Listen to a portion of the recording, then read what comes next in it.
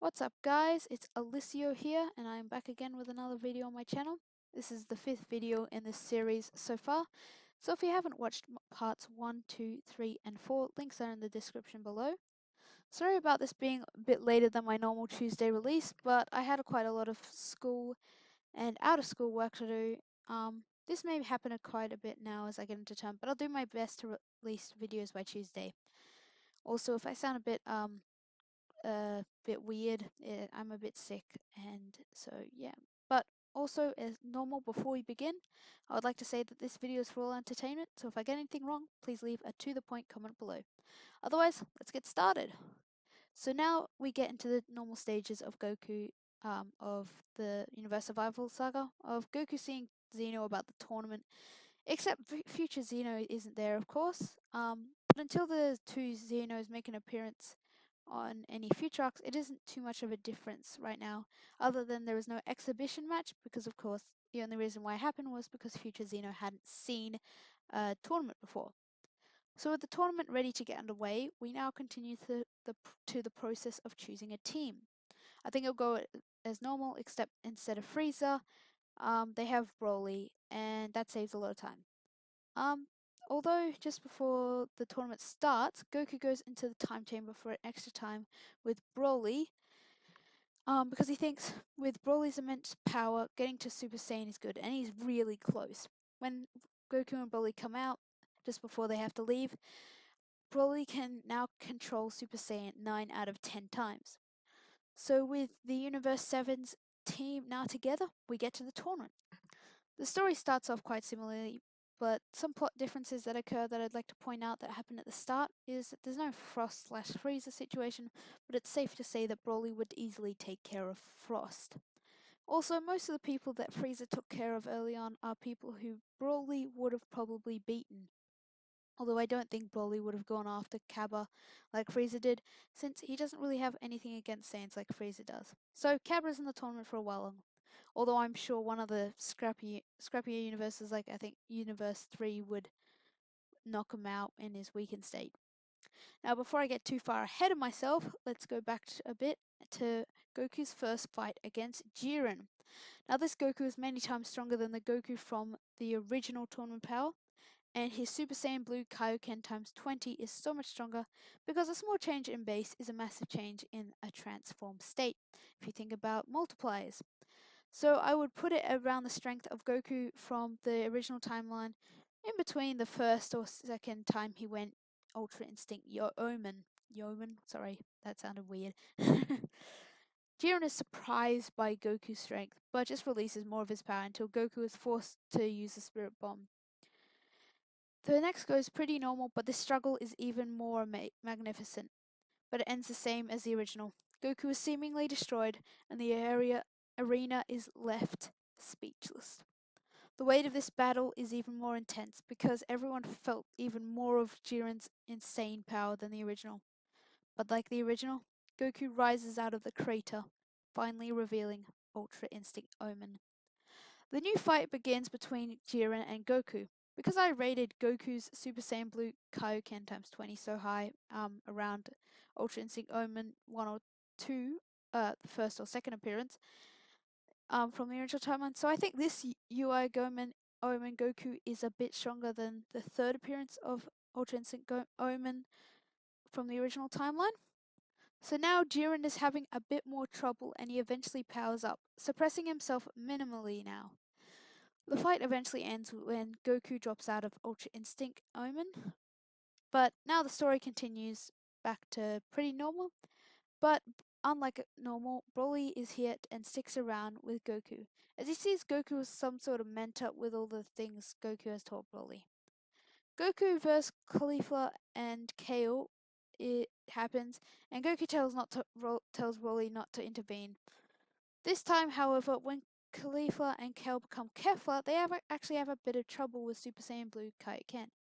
But after they power up to Super Saiyan 2 or whatever they use, because I'm not sure, maybe there's a different name for the whatever form they use, Goku is beaten back, but goes Ultra Instinct Omen again. This name is so long.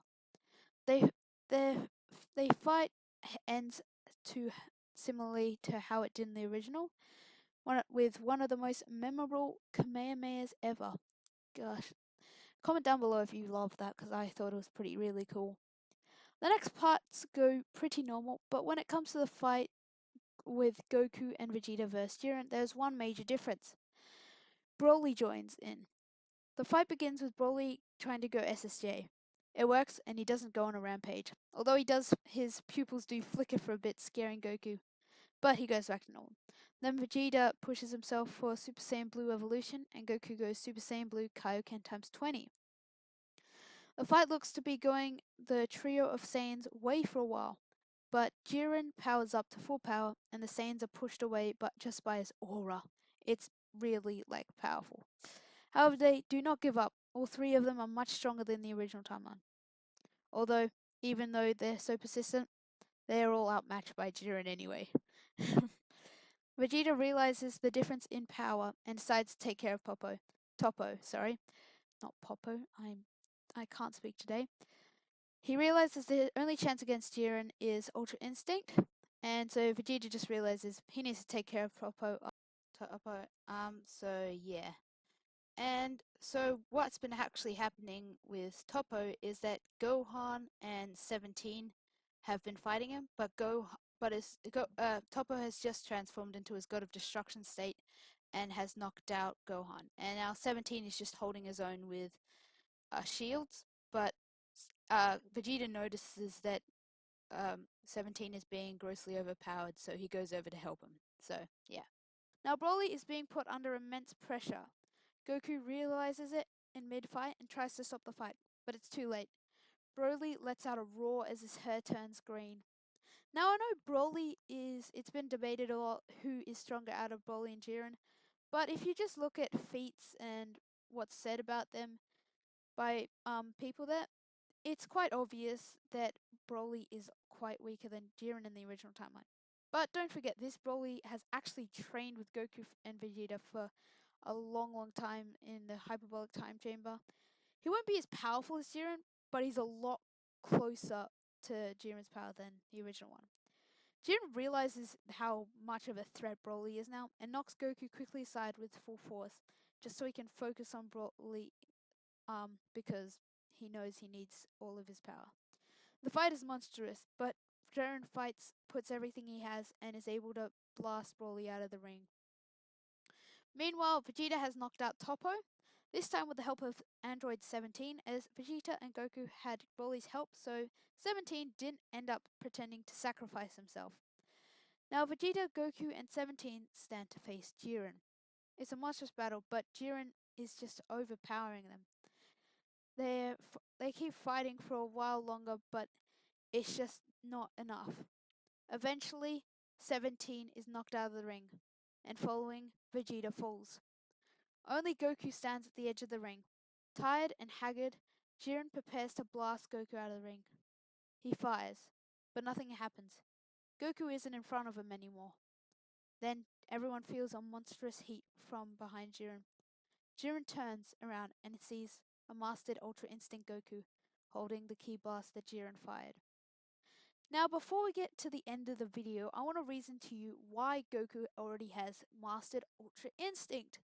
I think Goku has had way more time to train with Whis on reaching this Ultra Instinct level of the gods than the original, because he had Super Saiyan Blue right from the get-go. So I think this would prepare him for it a lot more. So now back to the fight. Like the original, at first Jiren is outmatched, but unlike the original story, Jiren can't fight on par with Goku. Goku in this timeline is a lot stronger, and Jiren is just having trouble keeping up. Eventually it ends like the original, with Goku standing over Jiren, charging whatever weird yellow engineer blast he was holding. But this time Goku manages to knock Jiren out. Why, you ask? Well, like I said before, this timeline's Goku is a lot stronger, and he's had a lot more training for this Ultra Instinct thing. He's a lot more ready. Now, it's not long after he defeats Jiren, his whatever happens, I think it looks like his back explodes. Let's just say a while after he finishes the fight, his back still explodes. But he was able to keep it up for that little bit longer just because he's had that more training. Now, as we all know, Goku is pure of heart, and he would wish back the other universes. And so, the Z Fighters from Universe 7 get to return home from possibly the longest 48 minutes of their life. So, okay guys, that's where we'll end it today.